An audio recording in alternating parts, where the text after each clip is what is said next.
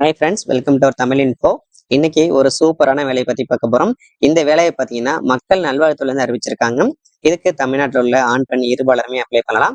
Job location பார்த்தோம்னா நம்ம தமிழ்நாடு தாங்க. இதுக்கான ஸ்டார்டிங் சேலரி பார்த்தோம்னா 8,500 இருந்துட்டு 60,000 வரைக்கும் கொடுக்குறாங்க. இதுக்கு எந்த விதமான எக்ஸாமினேஷன் கிடையாது. அதே மாதிரி எந்த விதமான அப்ளிகேஷன் ஃபீஸுமே கிடையாதுங்க. ஃபுல் அண்ட் ஃபுல் பார்த்தோம்னா நம்ம ஆஃப்லைன்ல தான் பார்த்தீங்கன்னா விண்ணப்பிக்கிற மாதிரி இருக்கும். இதுக்கான குவாலிஃபிகேஷன் பார்த்தோம்னா மினிமம் 8th முடிச்சிருந்தாலே போதும். இதை தவிர நீங்க 10th 12th டிப்ளமோ டிகிரி அப்படின்னு எது முடிச்சிருந்தாலுமே இந்த ஜாப்புக்கு விண்ணப்பிக்கலாம். இந்த வேலைக்கு நம்ம எப்படி அப்ளை பண்றது, யாரெல்லாம் அப்ளை பண்ணலாம் அப்படின்னு ஃபுல்லா இந்த வீடியோல பார்ப்போம். இப்பதான் நீங்க ஃபர்ஸ்ட் டைம் நம்ம தமிழ் இன்ஃபோ சேனலுக்கு வரீங்க அப்படின்னா மறக்காம நம்ம சேனலை சப்ஸ்கிரைப் பண்ணிக்கோங்க. ஜாப் ரிலேட்டடா எல்லா விதமான இன்ஃபர்மேஷன் கொடுத்துட்டு இருக்கோம். உங்க ஃப்ரெண்ட்ஸ் ரிலேட்டிவ்ஸ் யாராவது ஜாப் ரிலேட்டா சர்ச் பண்ணிட்டு இருந்தாங்கன்னா அவங்களுக்கு இந்த வீடியோ ஷேர் பண்ணுங்க. இந்த ஜாப் வேகன்சி பார்த்தோன்னா மக்கள் நல்வாழ்வுத்துறையில இருந்து அறிவிச்சிருக்காங்க. இதுக்கான நோட்டிபிகேஷன் பார்த்தோன்னா திருச்சிராப்பள்ளி மாவட்டத்துல பார்த்தீங்கன்னா ரிலீஸ் பண்ணியிருக்காங்க. இதுல பலவிதமான ஜாப் வேகன்சி இருக்குங்க. ஃபர்ஸ்ட் பார்த்தோன்னா உங்களுக்கு பல்நோக்கு சுகாதார பணியாளர். இதுக்கு பார்த்தோன்னா ஆண்கள் மட்டும்தான் விண்ணப்பிக்கலாம். இதுல பார்த்தோன்னா 2 வேகன்சி இருக்கு. இதுக்கான எக்ஸ்பீரியன்ஸ் பார்த்தோன்னா 2 வருஷம் கேட்டிருக்காங்க. எதுலன்னு பார்த்தோன்னா பல்நோக்கு சுகாதார பணியாளர், புறவாய்வாளர். இதுல உங்களுக்கு எக்ஸ்பீரியன்ஸ் இருந்துச்சுன்னா இந்த போஸ்டிங் நீங்க அப்ளை பண்ணிக்கலாம். இதுக்கான ஏஜ் லிமிட் பார்த்தோன்னா 59 வயசு வரை உள்ளவங்க இந்த போஸ்டிங் வந்து அப்ளை பண்ணிக்கலாம். இந்த போஸ்ட் மட்டும் இல்ல, இதுல உள்ள எல்லா போஸ்டையுமே மேக்ஸிமம் ஏஜ்னு பார்த்தோன்னா 59 வயசுக்குள்ள வந்துட்டு அப்ளை பண்ணிக்கலாம். இதுக்கான சேலரியும் பார்த்தோன்னா 14,000 கொடுக்குறாங்க. அதுக்கு அடுத்து பார்த்தோன்னா ப்ரோக்ராம் கம் அட்மினிஸ்ட்ரேட்டிவ் அசிஸ்டன்ட். இதுக்கு பார்த்தா அப்படின்னா உங்களுக்கு பிஎஸ்சியில் நீங்கள் கம்ப்யூட்டர் சயின்ஸ் முடிச்சிருக்கணும். அப்படி இல்லைன்னா பிஜியில் நீங்கள் வந்து கம்ப்யூட்டர் சயின்ஸ் முடிச்சிருந்தீங்கன்னா இந்த போஸ்டிங் வந்து அப்ளை பண்ணிக்கலாம். அது மட்டும் இல்லாமல் தமிழ் இங்கிலீஷில் நீங்கள் வந்து டைப் ரைட்டிங் தெரிஞ்சிருக்கணும். அதுக்கான சர்டிஃபிகேட் நம்ம அட்டாச் பண்ணுற மாதிரி இருக்கும். இதுக்கான சேலரியும் பார்த்தோன்னா உங்களுக்கு 12,000 கொடுக்குறாங்க. இந்த 2 போஸ்டிங் பார்த்தீங்க அப்படின்னா உங்களுக்கு அனுப்ப வேண்டிய அட்ரஸ், அதாவது அப்ளிகேஷனை ஃபில் பண்ணி அனுப்ப வேண்டிய அட்ரஸ் பார்த்தீங்கன்னா இங்கே கொடுத்துருக்காங்க பாருங்க. மாவட்ட சுகாதார அலுவலகம், ரேஸ்கோஸ் ரோடு, ஜமால் முகமது கல்லூரி, டிவிஎஸ் டோல்கேட். இதுக்கு தான் நீங்க அனுப்புற மாதிரி இருக்கும் இந்த 2 போஸ்டிங்கை பொறுத்தவரையும். அடுத்து பார்த்தோன்னா குவாலிட்டி மேனேஜர். இதுல பார்த்தோன்னா ஒரு வேகன்சி இருக்கு. இதுக்கான குவாலிஃபிகேஷன் பார்த்தோன்னா டென்டல், அப்படி இல்லைன்னா ஆயுஷ் பாராமெடிக்கல் டிகிரியில மாஸ்டர் இன் ஹாஸ்பிட்டல் அட்மினிஸ்ட்ரேஷன் முடிச்சிருக்கணும். அப்படி இல்லைன்னா ஹெல்த் மேனேஜ்மெண்ட், அப்படி இல்லைன்னா பப்ளிக் ஹெல்த்ல வந்துட்டு மினிமம் 2 இயர்ஸ் எக்ஸ்பீரியன்ஸ் இருந்துச்சுன்னா இந்த போஸ்டிங் வந்து அப்ளை பண்ணிக்கலாம். இதுக்கான சேலரின்னு பார்த்தோன்னா உங்களுக்கு 60,000 கொடுக்குறாங்க. அதுக்கடுத்து பார்த்தோன்னா லேப் டெக்னீஷியன். இதுல ஒரு வேகன்சி இருக்கு. இதுக்கான குவாலிஃபிகேஷன் பார்த்தோன்னா டிஎம்எல்டி முடிச்சிருந்தீங்கன்னா இந்த போஸ்டிங் நீங்க அப்ளை பண்ணிக்கலாம். இதுக்கான சேலரியும் பார்த்தோன்னா 13,000 கொடுக்குறாங்க. அடுத்து பார்த்தோன்னா பிசியோதெரபிஸ்ட். இதுல பார்த்தோன்னா ஒரு வேகன்சி இருக்கு. இதுக்கான குவாலிஃபிகேஷன் பார்த்தோன்னா பேச்சுலர் இன் பிசியோதெரபில நீங்க வந்துட்டு ஃபுல் டைமா 4 இயர்ஸ் கோர்ஸ் முடிச்சிருந்தீங்கன்னா இந்த போஸ்டிங் வந்து எலிஜிபிள் அப்ளை பண்ணலாம். இதுக்கான சேலரியும் பார்த்தோன்னா 13,000 கொடுக்குறாங்க. அதுக்கடுத்து பார்த்தோன்னா பல்நோக்கு மருத்துவமனை பணியாளர். இதுல பார்த்தோன்னா ஒரு வேகன்சி இருக்கு. இதுக்கான குவாலிஃபிகேஷன் பார்த்தோன்னா 8th முடிச்சிருந்தாலே போதும் இந்த போஸ்டிங் வந்து அப்ளை பண்ணலாம். அதே மாதிரி தமிழ் எழுத படிக்க தெரிஞ்சிருக்குன்னு சொல்லியிருக்காங்க. இதுக்கான சேலரின்னு பார்த்தோன்னா நமக்கு 8,500 கொடுக்குறாங்க. அதுக்கடுத்து பார்த்தோன்னா செக்யூரிட்டி கார்டு. இதுல பார்த்தீங்கன்னா ஒரு வேகன்சி இருக்கு. இதுக்கும் சேம் தான், 8th முடிச்சிருந்தாலே போதும் அப்ளை பண்ணிக்கலாம். இதுக்கான சேலரி சேம் தான், 8,500 கொடுக்குறாங்க. அதுக்கடுத்து பார்த்தோன்னா துப்புரவு பணியாளர், அதாவது சானிட்டரி அட்டெண்டர். இதுக்கு பார்த்தோன்னா ஒரு வேகன்சி இருக்கு. இதுக்கான குவாலிஃபிகேஷன் பார்த்தோன்னா 8th முடிச்சிருந்தா அப்ளை பண்ணிக்கலாம். இதுக்கான சேலரி பார்த்தீங்கன்னா 8,500 கொடுக்குறாங்க. இந்த போஸ்டிங் வரையும் பார்த்தோம்னா, அதாவது இந்த 3ல இருந்துட்டு 8 வரையும் கொடுத்துருக்காங்க அப்படின்னா வரிசைன்னு. இதுக்கான போஸ்டிங் பார்த்தோம் அப்படின்னா இங்க கொடுத்துருக்காங்க பாருங்க. முதல்வர் மகாத்மா காந்தி நினைவு அரசு மருத்துவமனை. இந்த அட்ரஸ் பார்த்தோம்னா நம்ம அப்ளிகேஷன் அனுப்புற மாதிரி இருக்கும். அடுத்து பார்த்தோம்னா ஓடி அசிஸ்டன்ட். இதுக்கு பார்த்தோம்னா ஒரு வேகன்சி இருக்கு. இதுக்கான குவாலிஃபிகேஷன் பார்த்தோம்னா 12th முடிச்சிருந்தாலே இந்த போஸ்டிங் அப்ளை பண்ணிக்கலாம். அது மட்டும் இல்லாம ஓடி அசிஸ்டன்ட் கோர்ஸ்ல வந்து முடிச்சிருக்குன்னு சொல்லியிருக்காங்க.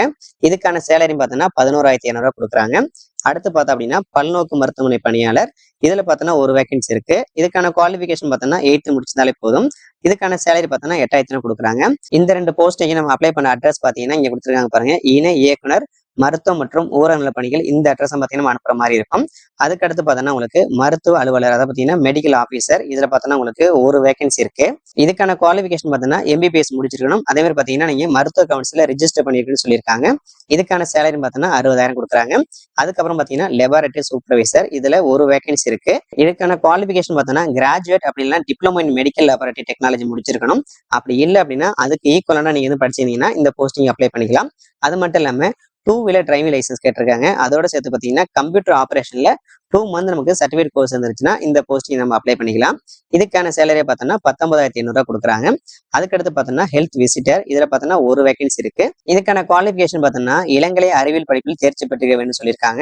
இதுல உங்களுக்கு ஒர்க்கிங் எக்ஸ்பீரியன்ஸ் பார்த்தீங்கன்னா எம்பிடபிள்யூ, எல்ஹெச்வி, ஏஎன்எம் இது மாதிரி உங்களுக்கு ஒர்க்கிங் எக்ஸ்பீரியன்ஸ் இருந்துச்சு அப்படின்னா நீங்க வந்து இந்த போஸ்டிங் அப்ளை பண்ணிக்கலாம். இதுக்கான சேலரி பார்த்தோன்னா 13,300 கொடுக்குறாங்க. அதுக்கடுத்து பார்த்தோன்னா லேப் டெக்னீஷியன். இதுல பார்த்தோன்னா 2 வேகன்சி இருக்கு. இதுக்கான குவாலிஃபிகேஷன் பார்த்தீங்கன்னா டிஎம்எல்டி முடிச்சிருந்தோம்னா இந்த போஸ்டிங் அப்ளை பண்ணிக்கலாம். இதுக்கான சேலரி பார்த்தீங்கன்னா 13,000 கொடுக்குறாங்க. இந்த ஜாப்புக்கு நம்ம அப்ளை பண்ண மாதிரி இருந்துச்சுன்னா நம்ம அப்ளிகேஷன் ஃபார்மை ஃபில் பண்ணி இங்க கொடுத்துருக்காங்க பாருங்க, துணை இயக்குனர் காசநோய் மாவட்ட காசநோய் மையம் அரசு தலைமை மருத்துவமனை கொடுத்துருக்காங்க பார்த்தீங்களா, இந்த அட்ரஸ் நம்ம வந்து அனுப்புற மாதிரி இருக்கும். இது பார்த்தீங்கன்னா உங்களுக்கு ஒரு டெம்பரரியான ஜாப் தான், பர்மனன்ட் பண்ண மாட்டேன்னு சொல்லியிருக்காங்க.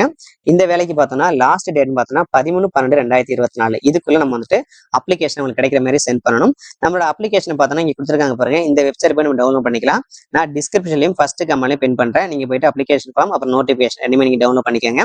நீங்க அப்ளிகேஷன் ஃபார்ம் ஃபில் பண்ணி பாத்தீங்கன்னா டைரக்டா கொண்டு போய் கொடுக்கணும். அப்படி இல்லைன்னா ஸ்பீட் போஸ்ட் மூலம் தான் அனுப்பணும்னு சொல்லியிருக்காங்க. இந்த ஜாப்புக்கான அப்ளிகேஷன் ஃபார்ம் தாங்க அது. இந்த இடத்துல பாத்தீங்கன்னா உங்களுடைய பாஸ்போர்ட் சைஸ் போட்டோ அட்டாச் பண்ண மாதிரி இருக்கும். அதுல உங்களுடைய கிராஸ் சிக்னேச்சர் பண்ணணும்.